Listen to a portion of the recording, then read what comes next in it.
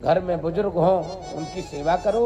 गृहस्थ धर्म में ये छोटे छोटे नियम जीवन में आनंद भरने वाले नियम हैं। बड़ी कृपा है ठाकुर जी की। आज श्री सुंदरकांड के आश्रय में हम और आपको ठाकुर के स्मरण का भजन का भैया समय मिल पा रहा है।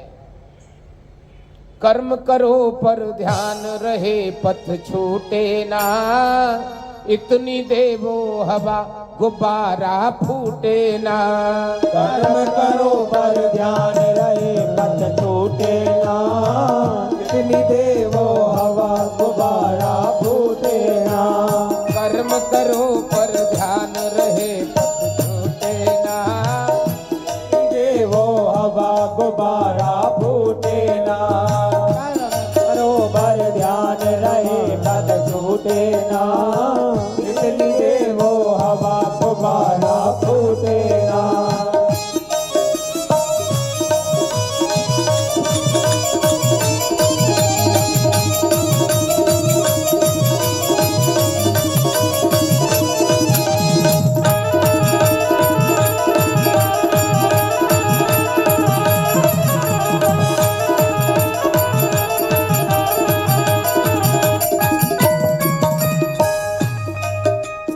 जीवन में आनंद एक ही साधन से भरा जा सकता है। क्या है? हमारे दिव्य कर्म। लेकिन जानते हो गृहस्थ जीवन दिया है। गृहस्थ जीवन की आपाधापी में हमारे अंदर क्रोध का रहना स्वाभाविक है, रहना चाहिए। कारण क्रोध ही एक ऐसा साधन है जिससे हमारा स्वभाव सदता है। देखते होंगे आप, घर में हमारे माँ बाबूजी हो, गुरुदेव भगवान हो, कोई भी हमसे बड़े श्रेष्ठ हो, हम कभी भी कोई गलत काम करते हैं या गलत रास्ते पर हम चले जाते हैं तो हमारे बड़े बुजुर्ग हमको रोकते हैं, टोकते हैं, क्रोध भी करते हैं। उनके क्रोध का पालन जब हम करने लगेंगे तो हमारा जीवन सधेगा। क्रोध के बारे में बताया है, एक बार क्रोध भी करिए पर बोध नष्ट ना होवे। एक बार क्रोध भी करिए पर बोध नष्ट ना होवे। एक बार क्रोध भी करिए पर बोध नष्ट ना होवे। एक बार क्रोध भी करिए पर बोध नष्ट ना होवे।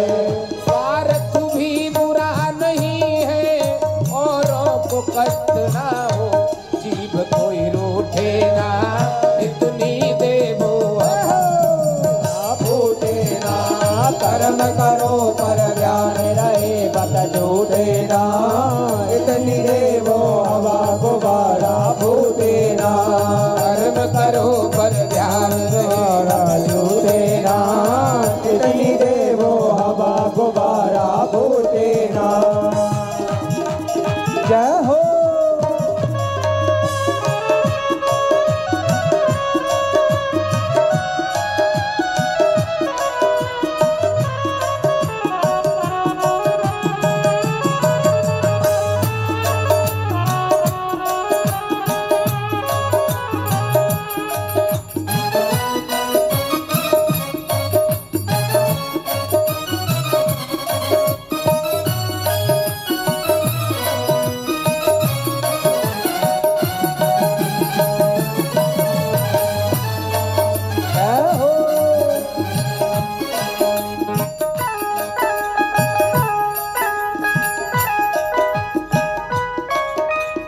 गृहस्थ जीवन में कभी कभी क्या होता है जानते हो, परिवार में हम ही बड़े हैं और हमको पूरी व्यापारिक व्यवस्था की जिम्मेदारी मिली हुई है और जो हमसे छोटे भाई हैं वो हमारे संरक्षण में काम करते हैं।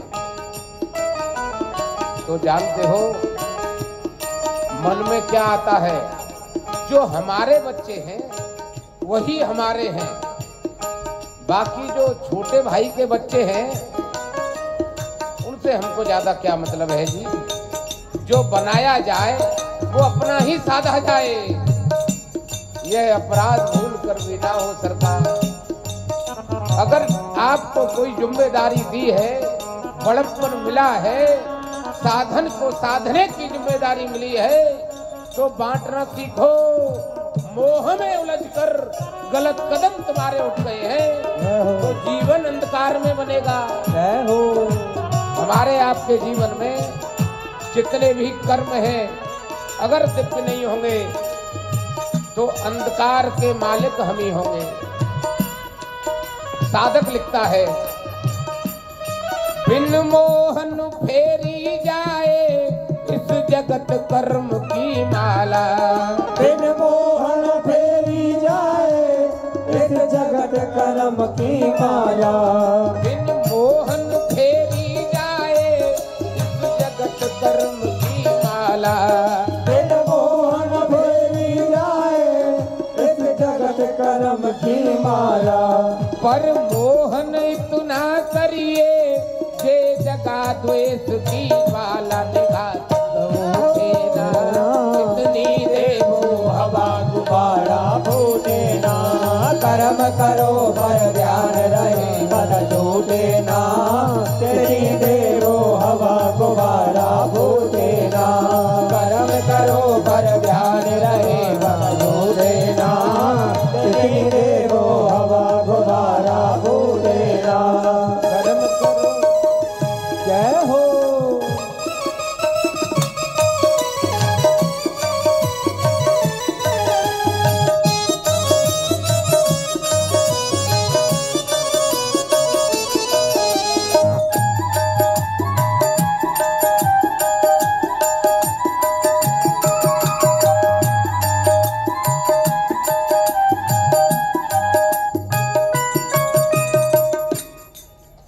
जीवन में एक ही साधन को साध लिया ना हम और आपने, तो जानते हो अन्य किसी साधन की आपको साधने की जरूरत नहीं पड़ेगी। जय हो। जय हो। श्री रामचरितमानस जी की पोथी जी में एक लाइन लिखी बाबा ने, बड़ी प्यारी लाइन है। बाबा लिखते हैं, मन क्रम वचन छाड़ चतुराई, और जानते हो भजत कृपा करे हैं रघुराई। मन से, वचन से, कर्म से जब हम चतुराई को छोड़ देंगे ना, तो जानते हो ठाकुर की कृपा सहज मिलेगी। जय हो। चतुराई क्या है? श्री गुरुदेव भगवान आए, हम उनके श्री चरण कमलों में बैठकर यह प्रश्न किया। गुरुदेव भगवान बोले, बेटा एक बात मैं आपको निष्कर्ष की बताता हूं। अधिक चालाक आदमी अपना ही सर्वनाश करता है। बात बहुत छोटी है, लेकिन इसको बैठ करके कभी सोचना। अधिक चालाक आदमी अपना ही सर्वनाश करता है। गुरुदेव भगवान से हमने निवेदन किया, भगवान ये अधिक चालाक कौन है, हम कैसे समझें? तो उन्होंने फिर आगे की एक लाइन बताई, अधिक चालाक वो है जिसकी इनकमिंग चालू है, मिल जाए कैसे ही मिल जाए, आउट गोइंग बंद है। जय हो। यह बात आपने सन 2000 में भी शायद देखी होगी, जब नया नया मोबिलहाल आया था मोबिलहाल जी जब आए थे तो इन पे इनकमिंग के बीच पैसे लगते थे। तो बहुत से लोग क्या करते थे, केवल मिस कॉल देते थे।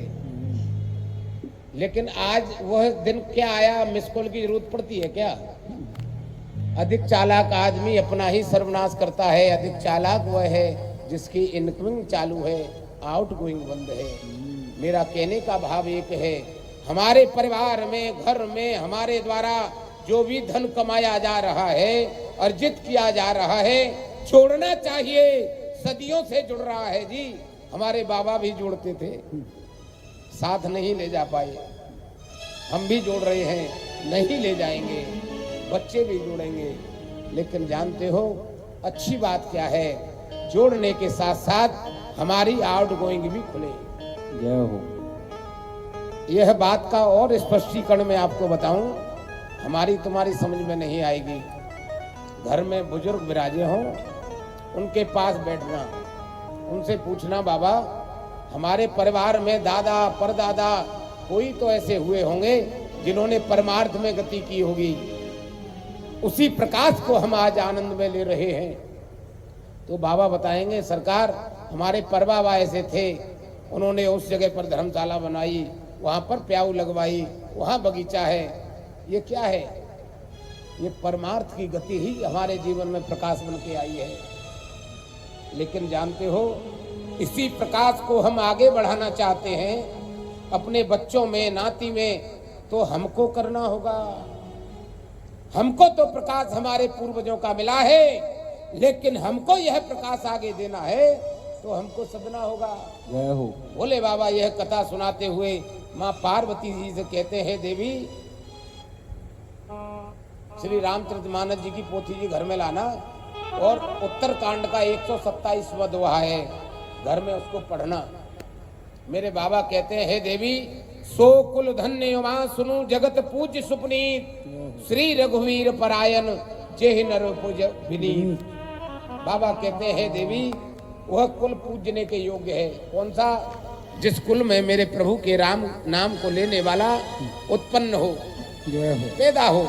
और इतना नहीं, हे देवी जिस कुल में प्रभु के नाम को लेने वाला पैदा होता है ना, उसकी 21 पीढ़ियां आनंद करती हैं। यहाँ जो आनंद देख रहे हैं हम और आप, आज जो हम सब आनंद ले रहे नहीं है, हमारे आपके परिवार में हमारे पितृदेवों की तपस्या का फल हमको मिल रहा है। 21 पीढ़ियां कैसे तरती हैं जानते हो? 10 पीढ़ी मातृ पक्ष की, 10 पीढ़ी पितृ पक्ष की, और एक स्वयं जिसमें वो अभी आनंद ले रहा है। प्रमाण दिया है बाबा ने। यहाँ जो भी जानकारी आपको मैं दूंगा, केवल मानस जी के आश्रय में ही रहकर आपको बता के जाऊंगा। लेकिन आपसे करवत प्रार्थना करूंगा, सूक्ष्म में ग्रस्त जीवन है हमारा, हम नहीं सधेंगे तो कुछ होने वाला नहीं है। पहली बात, दूसरे किसी से मत चाहो, खुद सधने लग जाओ। परिवार में जब हम और आप जीवन को साध कर जिएंगे ना, तो हमारे साथ जितने लोग जुड़े हैं धीरे धीरे सब सधेंगे।